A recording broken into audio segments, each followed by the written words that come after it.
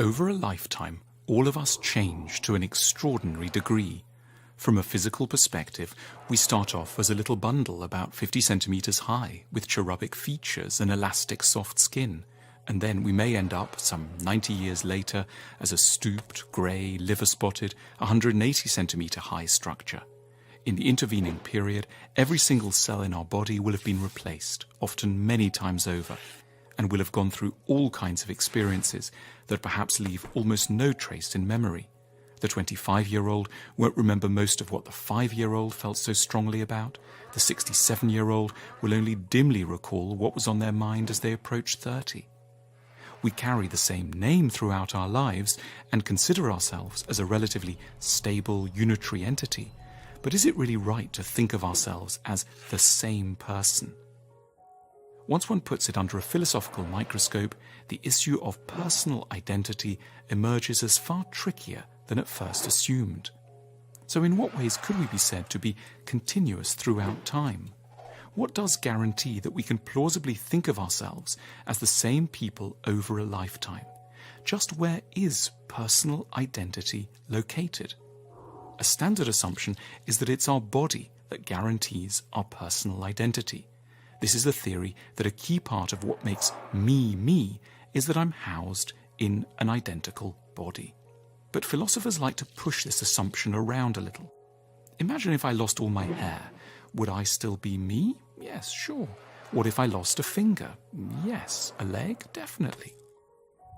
Now, what if a malevolent demon appeared and told us that we'd have to lose every part of our bodies, but could keep just one bit? Which bit would it be? Few of us would pick our elbow or belly button. Almost all of us would pick our brains. Now that tells us something interesting. We assume implicitly that some bits of our bodies are more me-ish, closer to the core of personal identity than others. And the most me-ish of all the bits are our brains. Christianity runs a version of this thought experiment. It asks us to think what will happen after our death, and it imagines a separation of the body, ultimately not that significant, and the ongoing survival of a more modest, precious bit that it calls the soul. There's another version of this thought experiment that two lovers can play. In the early throes of love, two people who've gone to bed together might ask, "What do you really like about me?" The wrong answer is to say, "Your fabulous breasts," or "your amazing muscular arms." Breasts and chest don't ultimately feel me-ish enough to be a respectable answer. It seems we want to be loved for something closer to our real self, perhaps our soul or our brain.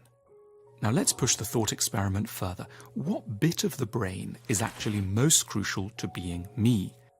Let's imagine that I have a bump to the head and lose my ability to play table tennis.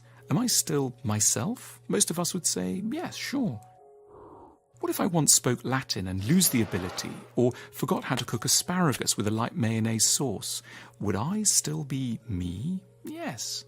In other words, technical capacities don't feel very close to the core of personal identity.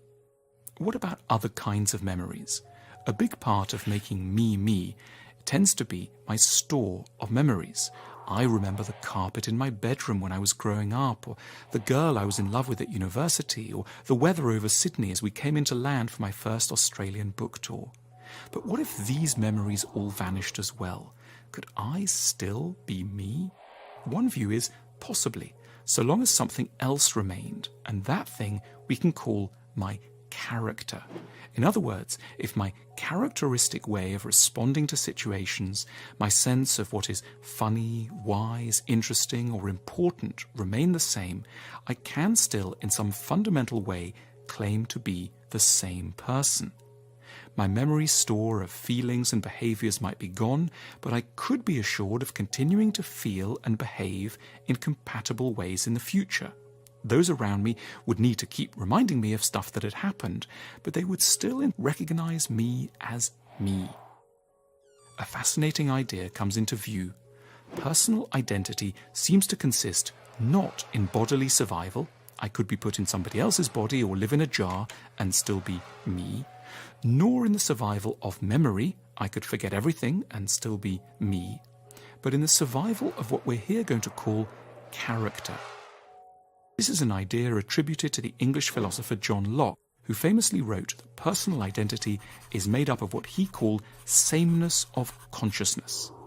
If a demon offered us a choice between remembering everything but feeling and valuing very differently, or feeling and valuing the same sorts of things but remembering nothing, most of us would, Locke suggests, choose the latter.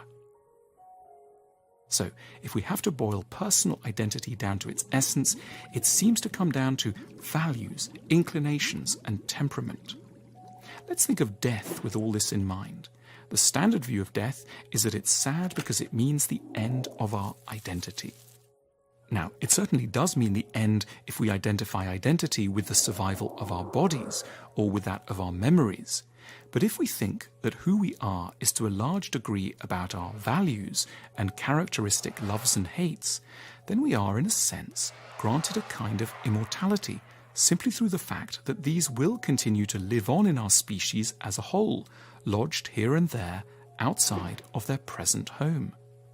Perhaps what we have learnt to call me was only ever a temporary resting place for a set of ideas and proclivities that are far older and are destined to live on far longer than our bodies.